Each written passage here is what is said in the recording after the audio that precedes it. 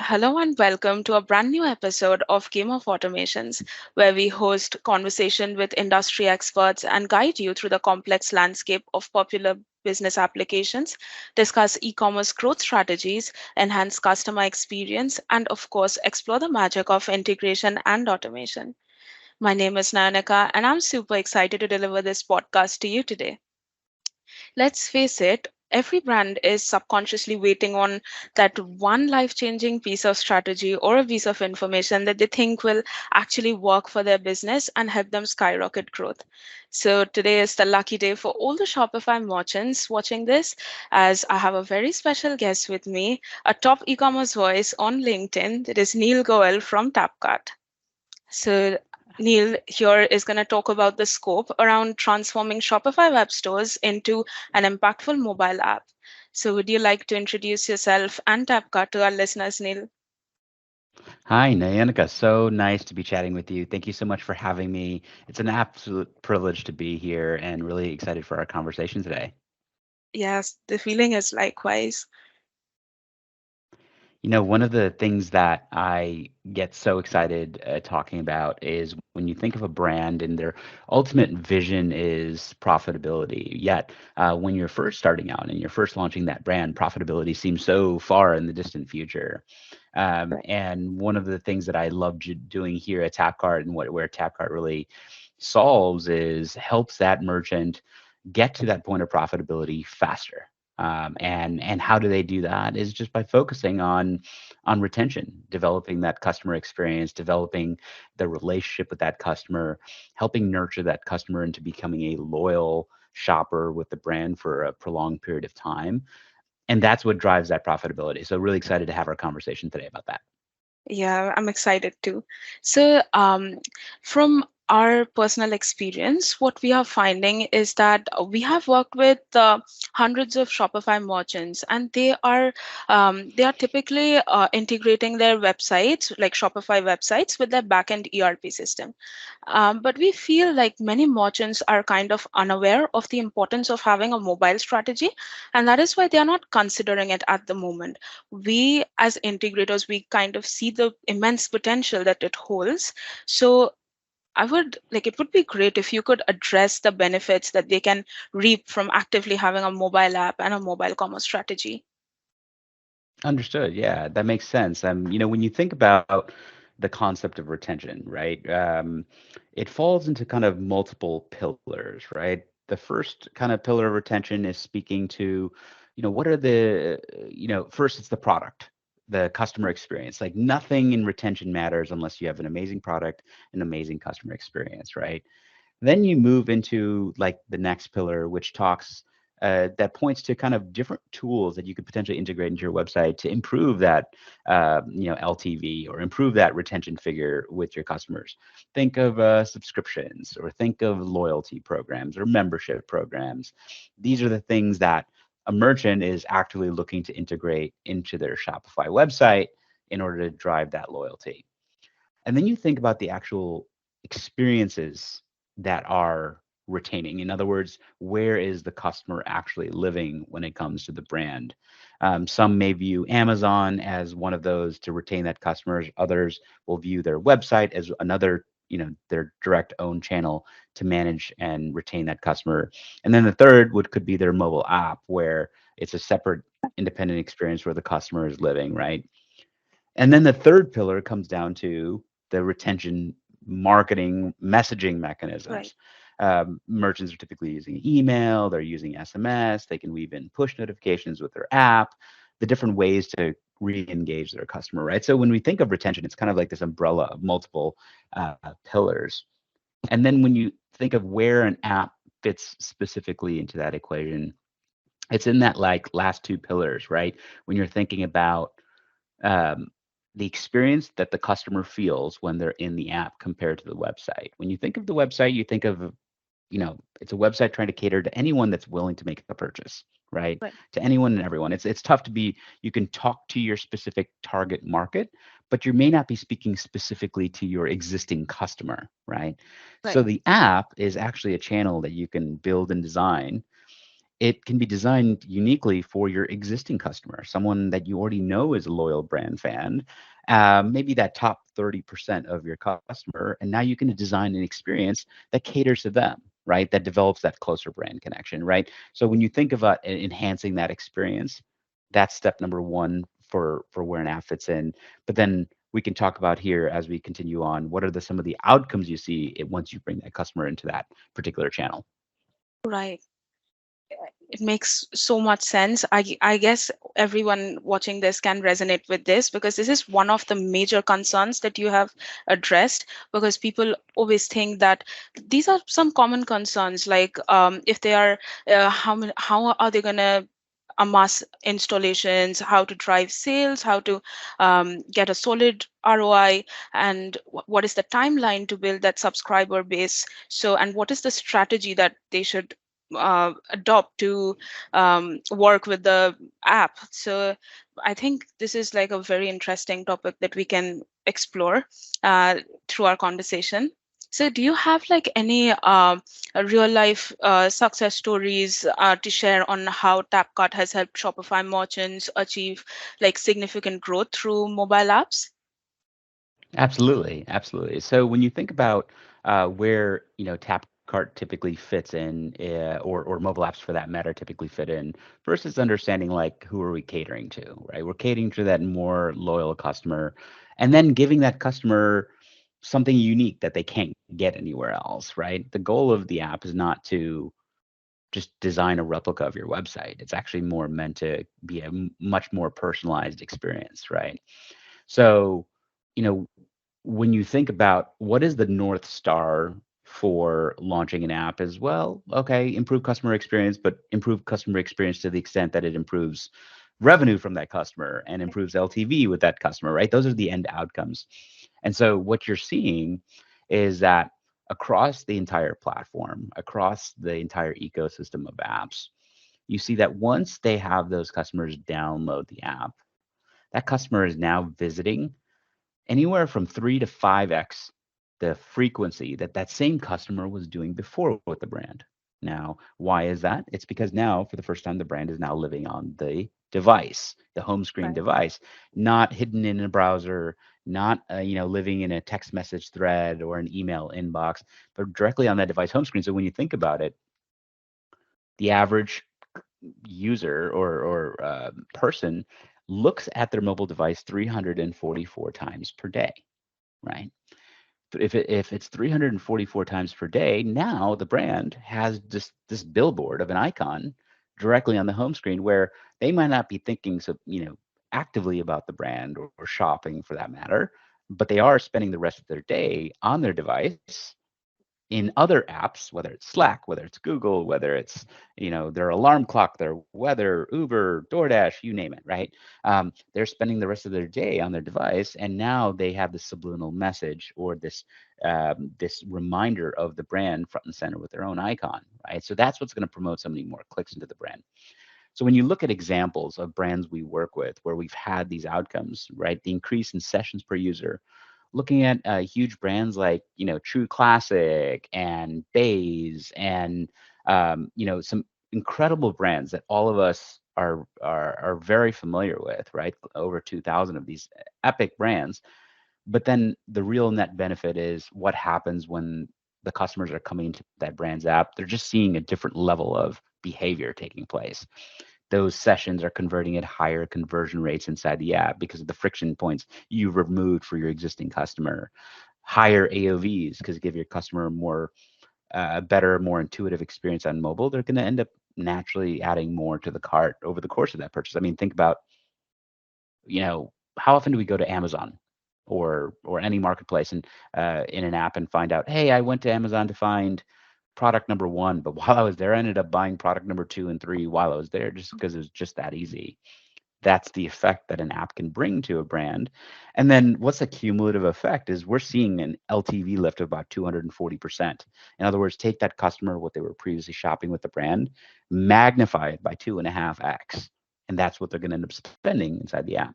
So when you think of who downloads the app, it's a very small percentage of your audience, But here at Tapcart, it's that revenue contribution to the brand is anywhere between 13 to 25% of total brand sales are actually happening through their app as a result of it. So, I was thinking that maybe like this zone is really competitive. Like, how do brands get? Is there a strategy that the brands can adopt where they can like drive people to install it? Are there marketing efforts involved, or should they do loyalty programs to get more noticed, or is there a strategy for that? Great call, right? How do you drive downloads? First, the customer has to fully understand and be educated on what kind of unique value are they going to get by taking the step to download the app. What are they going to get that they can't get anywhere else, right? That's why it's Right. not just meant to be a replica of the website. Um, this can come in the form, in terms of driving excitement. It can be in the form of early access to new products and collections, prints, designs. It can be exclusive app only products where you can only receive this product or purchase this product inside the app. It could be access to the unique content that they can't get anywhere else, or actually just maybe all of their content, because you think of a brand has content living on all different social platforms. They can only put a very limited amount on their website because it slows down the speed of the Right. website so much. So they can actually aggregate all that content and put it into one single mobile hub, right? Which engages that user, keeps the user engaged with the brand for a longer period of time, resulting in better outcomes and performance in the app by virtue of doing that. And then the other personalization aspect of things, right? Um, you know, the customer who's going to download the app is going to be a loyal brand fan. They want that deeper connection to the brand. They're craving something. So now you can leverage push notifications to be hyper personalized, speaking to that customer and having different conversations with different customers depending on who they are and what their behavior is. And that customer then feels that like they know me, right? The brand understands me, right? All of these things can be leveraged to drive excitement towards the app. The question is, how do you market it? It typically you want to focus first on those that are already lower in your funnel, right? Think of customers that are already on your email list, Right. customers that have made a purchase before, customers that are on your SMS subscriber list. Those are going to be the easiest places to say, hey, we have this unique thing or offer inside our app. Drive that app download. And so the benefit of saying, hey, let's pull it from this channel to another channel is that you're just going to see a supreme revenue performance once they're in the app channel, right? All right. This sounds amazing, really.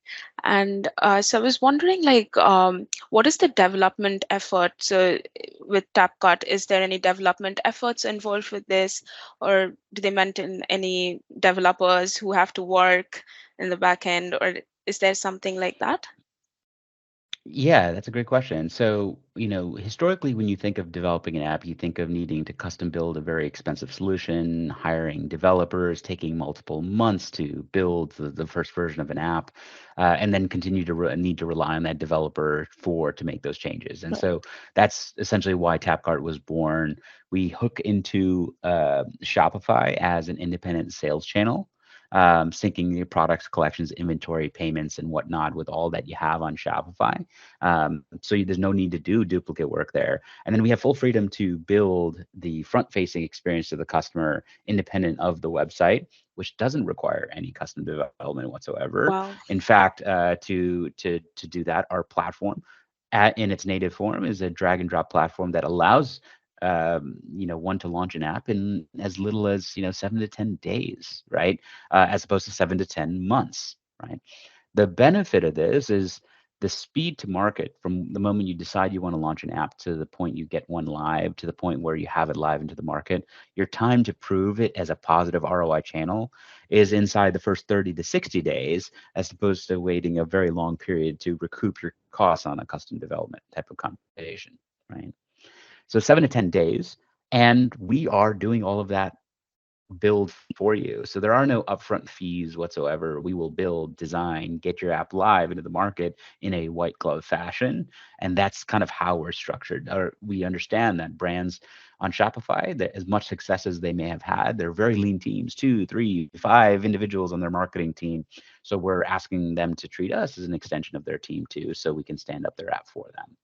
Now, for the more sophisticated merchant that does have more enterprise requests and enterprise configurations and setups and unique customizations that they've done on the website that they do want to pull into the app where it will require custom development, well, that's where we're the only platform on the planet that says, here's our entire developer experience, dev tools environment where you, the brand, or your agency, or your freelancer can go custom develop any feature on top of your app with TapCard 2.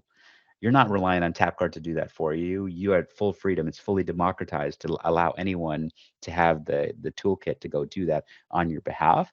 And the benefit is you're able to pull those custom experiences that you need, that you've built your business reliant on, but you don't need to custom build your entire app from the ground up. You just need to custom develop that one single feature and layer it onto the top of your app with TapCard. Oh, wow. I really like the flexibility that is offering to the players who are in the different segments in the market.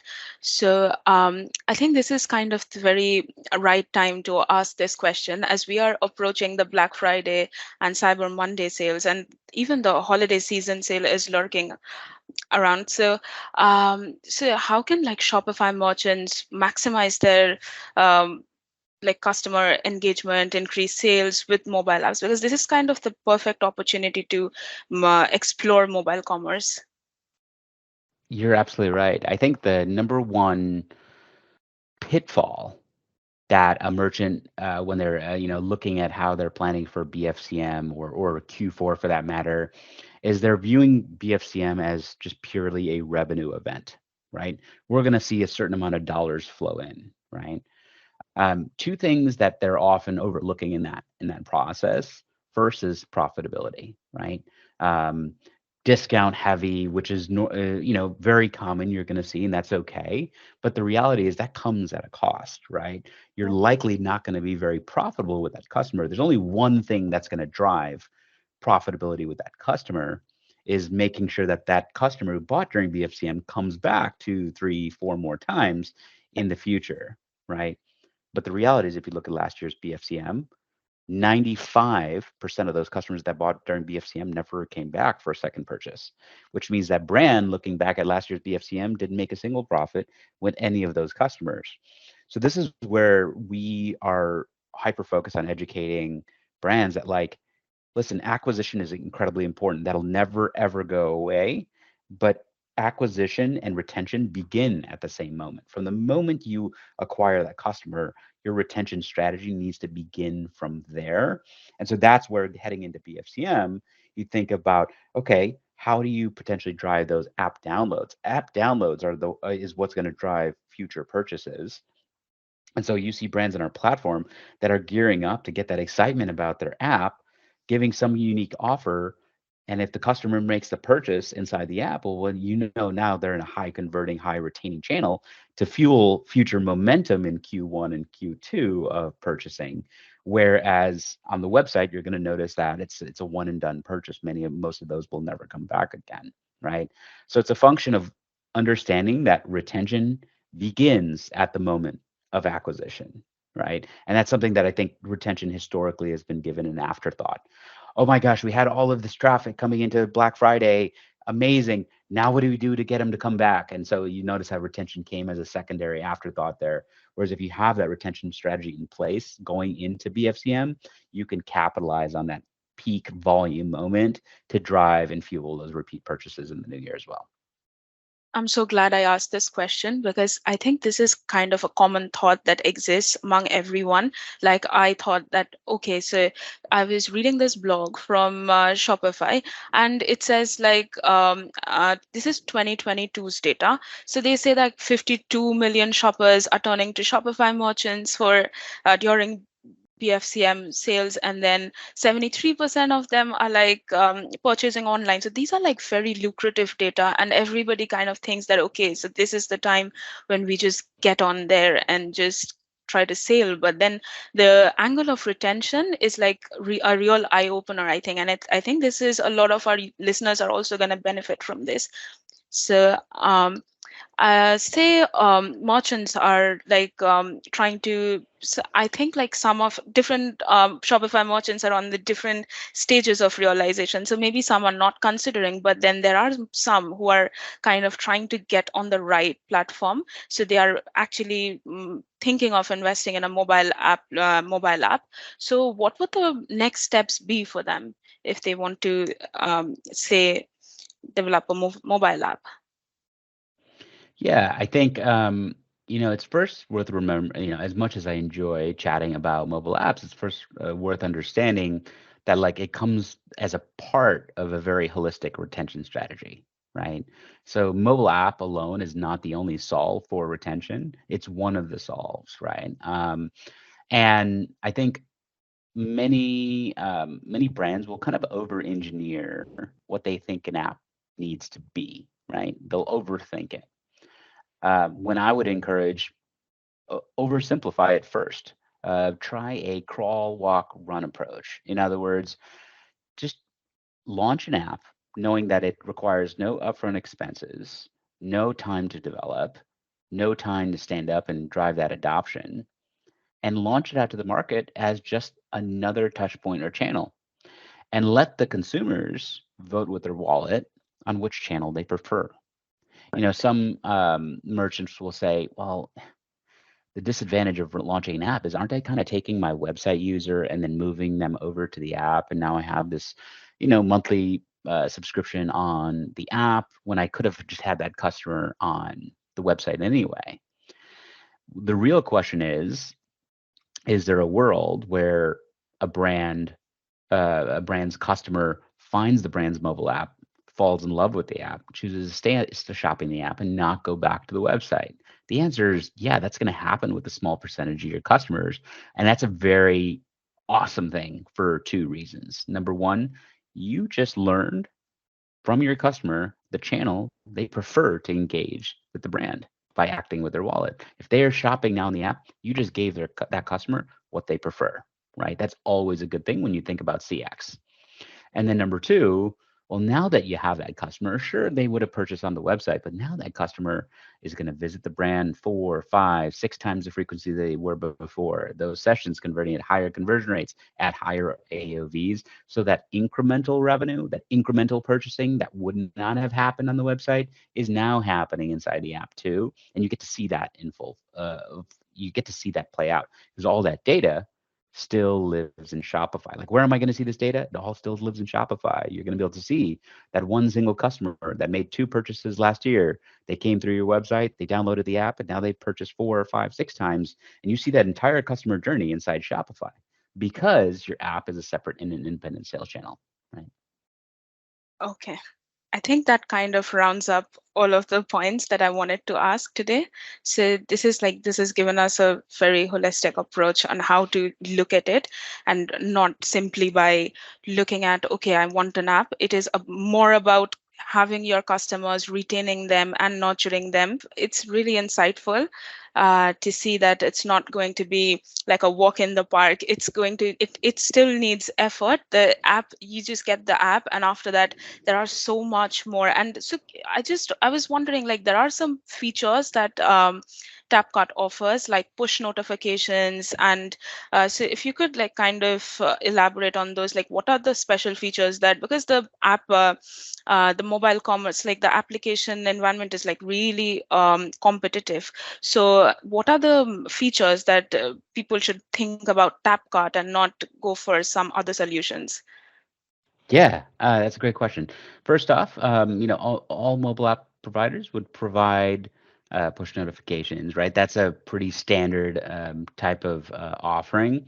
And when you think about the features, it's talking about what can be possibly the lowest lift, right? And so you're going to see us, with all the major integrations that Shopify merchants using, we integrate with most of them, right? I think the two largest differentiating factors would be, you know, is the ability to custom develop on top of your app, right? The only platform on the planet that allows you to stand up an app, build an app, and launch it in a couple of days, but then also be able to custom code anything on top of your app. There's no platform out there that enables you to do that independently and in a truly democratized way without being reliant on the platform's own developers, right? And then number two is Tapcart understands e-commerce, right? So when you think about an app is just the thing. It's the piece of software. It's not the app itself that just drives those outcomes.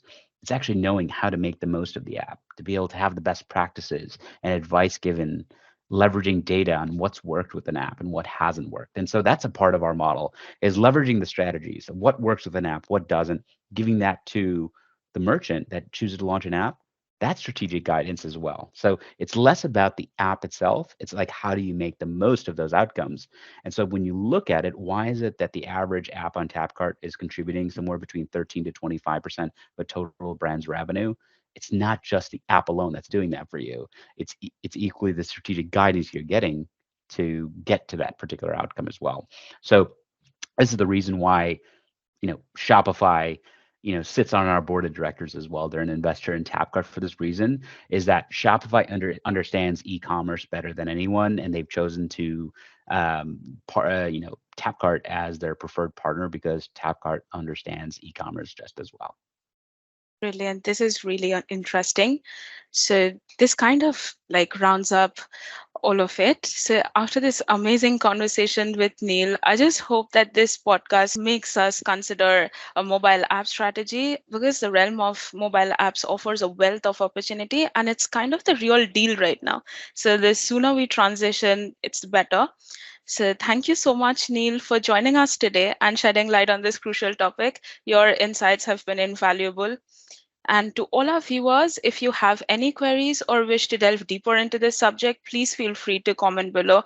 Also, you can reach out to Neil for your further insights and guidance and follow Neil on LinkedIn because his LinkedIn is to die for. I really enjoy, like personally, I really enjoy going through your posts because each day you have something interesting to offer and it's like so specific, like all the viewers can kind of resonate. So it's pretty rare. So yeah, thank you so much Wow. for that. Thank you so much, Nayanika. It was very nice joining you. Thank you so much for the conversation. I really enjoyed it. And thank you so much for having me.